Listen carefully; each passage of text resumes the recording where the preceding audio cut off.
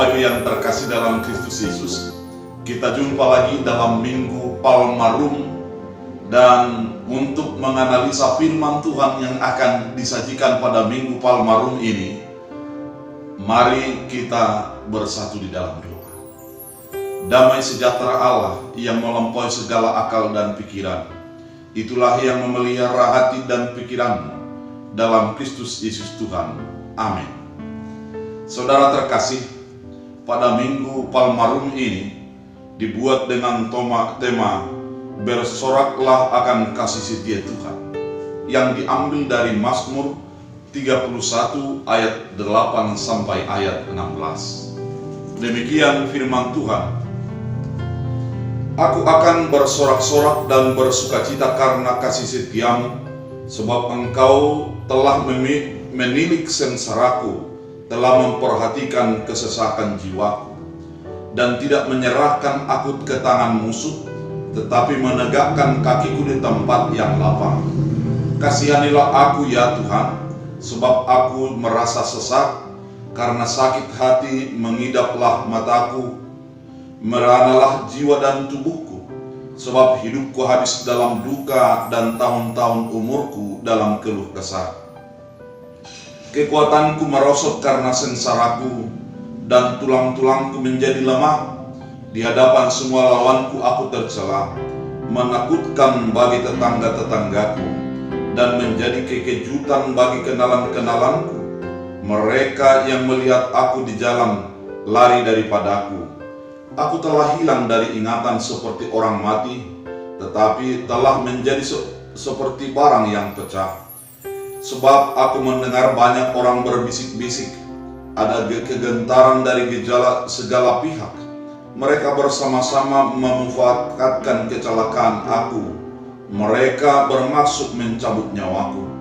Tetapi aku, kepadamu aku percaya ya Tuhan. Aku berkata, Engkaulah Allahku. Masa hidupku ada dalam tangan-Mu. Lepaskanlah aku dari tangan musuh-musuhku dan orang-orang yang mengejar aku. Demikian firman Tuhan.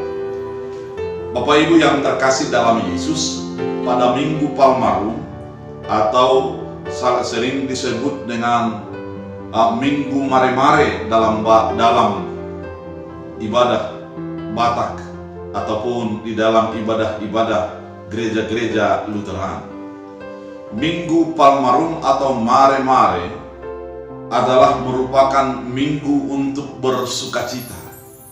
Bersukacita menyambut masuknya Yesus untuk memasuki Yerusalem dengan mengendarai keledai muda. Sorak-sorai melimpah di tengah jalan dan mengatakan, Hosana, Hosana, dimuliakanlah Engkau yang datang dalam nama Tuhan. Artinya sukacita melimpah bagi orang yang dilewati, dan Yesus akan memasuki kota Yerusalem. Bapak Ibu yang terkasih dalam Kristus Yesus, pada firman Tuhan hari ini merupakan yang diambil dari Mazmur 31. Mazmur 31 ini merupakan sebuah doa yang dilontarkan oleh pemazmur, yang di dalamnya ada kesengsaraan, ada penderitaan, ada sebuah tekanan kehidupan yang begitu berat. Namun meski di dalam tekanan dan kesengsaraan hidup yang dialami oleh pemazmur, namun dia mampu bersorak-sorai oleh karena Tuhan ada dan dia percayai. Bapak Ibu yang terkasih dalam Kristus Yesus, kalau kita masuk ke dalam nats ini, mari kita melihat dengan teliti apa yang dikatakan oleh pemazmur pada firman Tuhan. Dapat dibagi dalam 3 bagian. Ayat 8 sampai 9 merupakan satu bagian. Kemudian ayat 10 sampai 14 merupakan bagian kedua. Dan ayat 15 sampai 16 merupakan bagian ketiga. Maka kita akan coba menganalisa apa yang terjadi bagi pemazmur, yang dimulai dari ayat 10 sampai ayat 14. Dalam ayat 10 sampai ayat 14 sangat jelas kelihatan apa yang menjadi kesengsaraan daripada pemazmur. Apa yang dihadapi oleh pemazmur dalam hidupnya. Pada ayat 10 dikatakan, kasihanilah aku ya Tuhan, sebab aku merasa sesat. Ternyata pemazmur mengalami kesesakan. Pemazmur mengalami kesesakan. Kenapa menjadi sesat? Karena sakit hati mengidaplah mataku, meranalah jiwa dan tubuhku. Ternyata dia memiliki akar pahit sakit hati dalam hidupnya.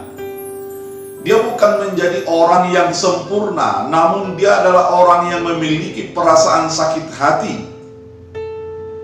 Sehingga matanya menjadi mengidap dan merana jiwanya oleh karena sakit hatinya.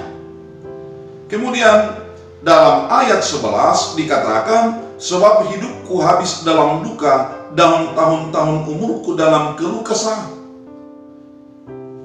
Hidup pemazmur itu penuh dengan duka. Kalau dibaca dalam Mazmur, ini adalah Mazmur Daud. Daud yang menuliskan ini penuh dengan duka, penuh dengan sengsara kehidupannya, banyak tantangan yang dihadapinya. Dia tidak terlepas dari persoalan kehidupan. Kekuatanku merosot karena sengsaraku dan tulang-tulangku menjadi lemah. Ternyata dia menyadari ketika dia di dalam keluh kesah, ketika dia merasa sesat, ketika dia jiwanya merana, maka dia akan menjadi semakin lemah. Dia kekuatannya akan menjadi merosot. Sebenarnya apa yang terjadi bagi pemazmur sehingga dia mengungkapkan perasaan ini dengan bertubi-tubi, merosot, merana, menjadi sengsara? Apa yang terjadi bagi kehidupan pemazmur? Kalau kita baca pada ayat selanjutnya, ayat 12, di hadapan semua lawanku aku tercela, menakutkan bagi tetangga-tetangga. Artinya pemazmur adalah orang yang dibenci banyak orang, orang yang tidak disukai oleh banyak orang, meski pemazmur melakukan kebaikan. Meski banyak kebaikan yang dilakukannya, namun orang mencelanya dan menjadi disingkirkan oleh orang-orang yang di sekitarnya. Karena memang tidak selalu orang baik mendapat respon yang baik. Ada juga orang yang melakukan kebaikan, namun dalam praktik kehidupan sehari-hari dibenci dan tidak disukai orang banyak. Dikatakan, mereka yang melihat aku di jalan lari daripada aku. Menakutkan, menyeramkan. Itulah yang dihadapinya.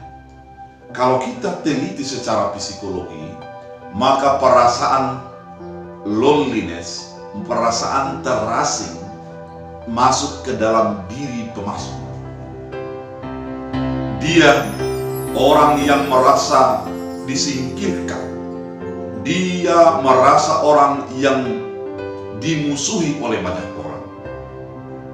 Ayat 13, kesengsaraan yang dimiliki oleh pemazmur lagi adalah, aku telah hilang dari ingatan seperti orang mati, telah menjadi seperti barang yang pecah. Barang yang pecah tidak akan menjadi digunakan orang, akan dibuang orang.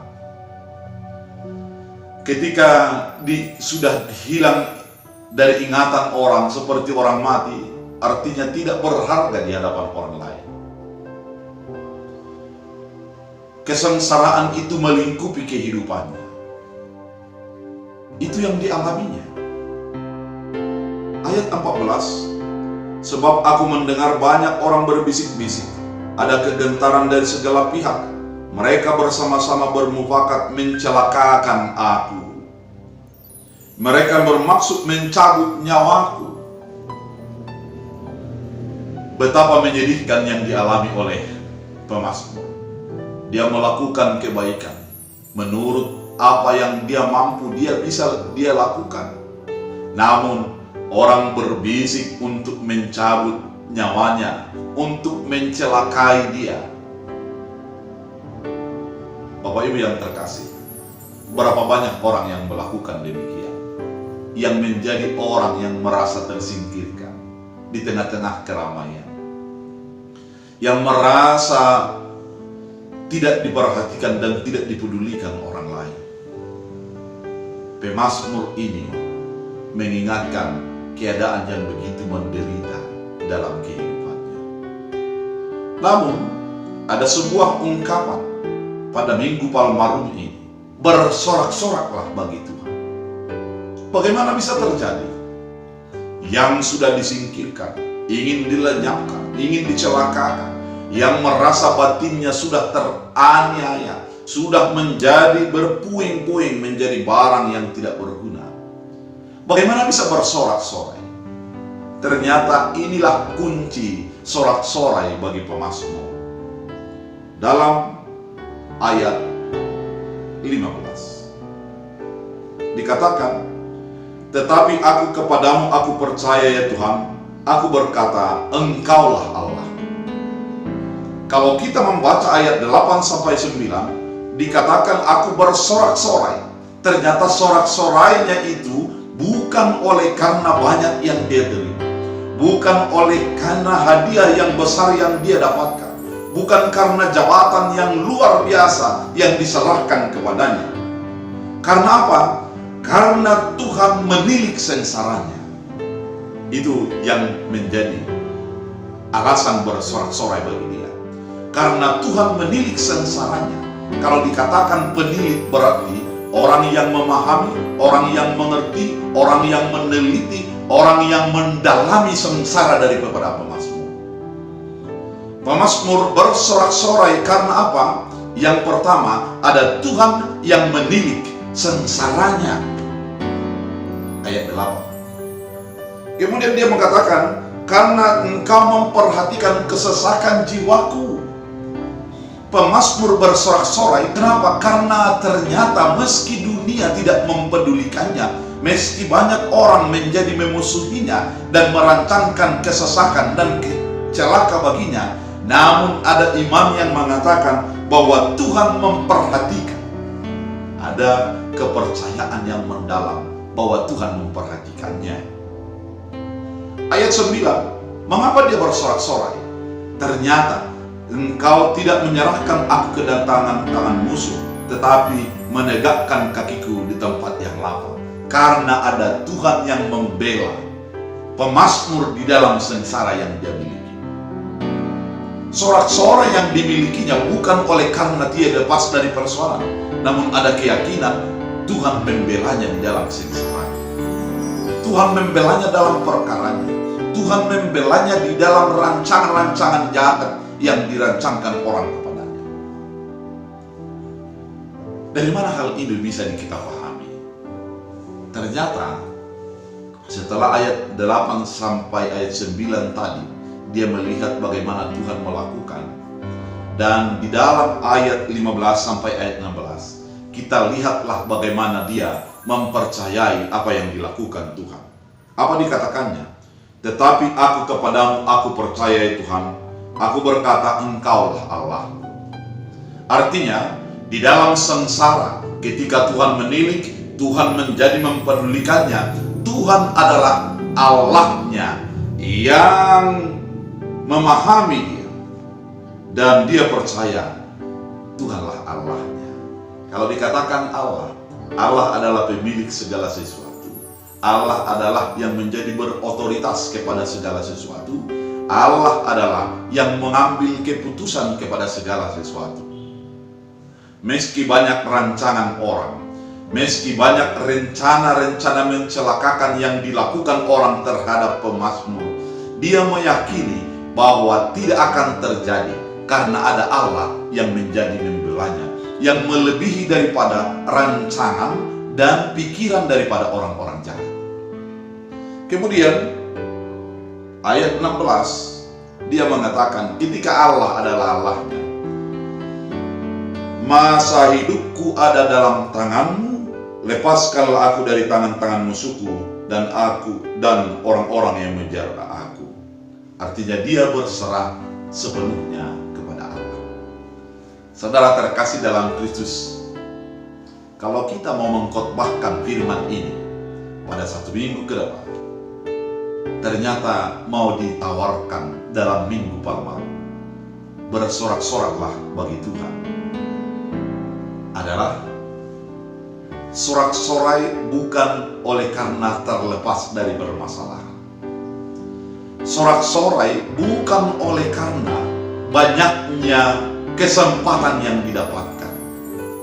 Sorak-sorai bukan oleh karena kita terlepas daripada segala pergumulan kehidupan.